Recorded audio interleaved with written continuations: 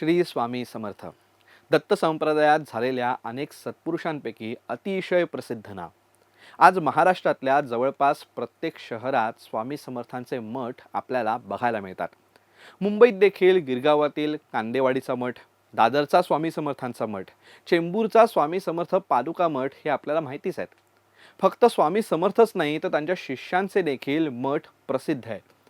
आणि आपणही अशा एका मठात नक्कीच गेला असाल. परंतु ठाण्यामध्येही असाच एक स्वामी समर्थांचा मठ आहे, जिथे खुद्द स्वामी समर्थांनी स्वतःच्या हाताने दिलेल्या पादुका आहेत. त्यांच्याच अनेक शिष्यांपैकी एक असलेल्या एका शिष्याला त्यांनी या पादुका दिल्या होत्या. आज त्याच मठाबद्दल आणि या शिष्याबद्दल जाणून घेऊया आजच्या व्हिडिओमधून. नमस्कार, मी हर्षद वैद्य हिंदुस्तान पोस्टमध्ये कॅमेरामन रोहितसह आपल्या सर्वांचं मनपूर्वक स्वागत करतो. श्री आनंद भारती महाराज असे या शिष्याचं नाव. यांची कथा आणि हे स्वामी समर्थांचे शिष्य कसे बनले याची गोष्ट खूप रंजक आहे. पांडू नाखवा असे या महाराजांचं मूळ नाव. त्या काळी ठाणे हे प्रसिद्ध मासेमारी बंदर होतं. तेव्हाच्या महागिरी, कोपरी, चेंदणी या भागांमध्ये मासेमारी, फत्तेमारीचा व्यवसाय करणारी अनेक कोळी कुटुंब राहत होती. अशाच एका कोळी कुटुंबात 1831 मध्ये पांडुबुवांचा जन्म झाला. आपल्या मुलाने शिक्षणात वगैरे वेळ वाया घालवण्यापेक्षा व्यवसायात लक्ष घालावं असं त्यांच्या वडिलांना वाटत असे. परंतु लहानपणापासूनच पांडुबुवांचं लक्ष व्यवसायापेक्षा ईश्वर भक्तीतच जास्त होते. सकाळी त्यांची रोजची पूजा, नामस्मरण, पारायण झाल्याशिवाय ते कामास देखील सुरुवात करत नसत. हळूहळू त्यांची संसारातील विरक्ती वाढायला लागली. घरच्यांनी लग्न लावून दिलं, परंतु काहीच फरक पडला नाही. अशातच एके दिवशी ठाण्यातील मारुती मंदिरात स्वामी समर्थांचं पहिल्यांदा त्यांना दर्शन घडलं. त्यानंतर पांडुबुवांची विरक्ती अजूनच वाढायला लागली. त्यांना स्वामी समर्थांच्या दर्शनाची ओढ लागली. काही दिवसातच त्यांच्यासोबत एक चमत्कार घडला. ते मासेमारीसाठी समुद्रात गेले असताना अचानक सोसाट्याचा वारा सुटला. समुद्र खवळायला लागला. त्यांची नौका हेलकावे खायला लागली. त्यांच्याबरोबरचे लोक घाबरले, परंतु पांडुबुवा मात्र शांतपणे हरिविजय ग्रंथ वाचत होते. त्यांनी हे संकट पाहून स्वामी समर्थांचं स्मरण केलं आणि त्यांना कळवळून प्रार्थना केली की महाराज, मला वाचवा.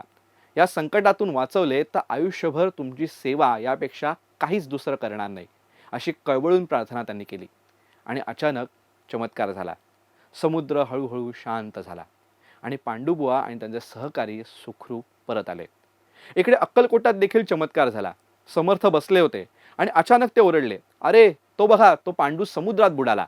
आणि हवेतच त्यांनी हात घालून बाहेर काढल्यासारखं काहीतरी केलं आणि त्यांच्या हातातून खारे पाणी निथळायला लागले. या चमत्कारानंतर ध्यास लागल्यासारखं पांडुबुवांनी अक्कलकोट गाठलं. स्वामी समर्थांची भेट घेतली. तेव्हा स्वामी समर्थ त्यांना हसून म्हणाले, अरे कोळ्याच्या पोरा, एवढ्या समुद्राला काय भितोस? तुला तर भवसागर तरून जायचं आहे. त्यानंतर स्वामी समर्थांनी पांडुबुवांच्या हातात भगवी वस्त्रे दिली आणि म्हणाले, आनंद घ्या, आनंद भारती व्हा. त्यानंतर आनंद भारती महाराजांनी ठाण्यात दत्त मंदिराची उभारणी करून ते तिथे राहू लागले. आपल्या इथे आपल्या गुरूंच्या पादुका असायला हव्यात या इच्छेने काही लोक बरोबर घेऊन आनंद भारती महाराज पादुका घेऊन अक्कलकोटला आले. स्वामी समर्थांनी देखील त्या पादुका प्रेमाने घेतल्या. अनुग्रहपूर्वक त्या पादुका आनंद भारती महाराजांना दिल्या. या पादुका आनंद भारती महाराज घेऊन आले आणि ठाण्यातील त्यांनी उभारलेल्या दत्त मंदिरात त्यांनी स्थापन केल्या. तोच हा आजचा ठाण्यातील स्वामी समर्थ पादुका मठ. याच मठात पुढे 1901 साली चंपाषष्ठी या दिवशी आनंद भारती महाराजांनी समाधी घेतली. ठाण्यातील गोखले रोडवर असलेल्या लक्ष्मीनारायण मंदिरात त्यांची समाधी आहे. स्वामी समर्थ पादुका असलेले हे दत्त मंदिर ठाणे स्टेशनजवळ सिडकोकडे जाणाऱ्या रस्त्यावरती फुल बाजारात आहे. 100 वर्षांहून जुन्या असलेल्या या दत्त मंदिराची बांधणी कौलारू पद्धतीची आहे. जुन्या कोकणातील घरांसारखी याची रचना आहे.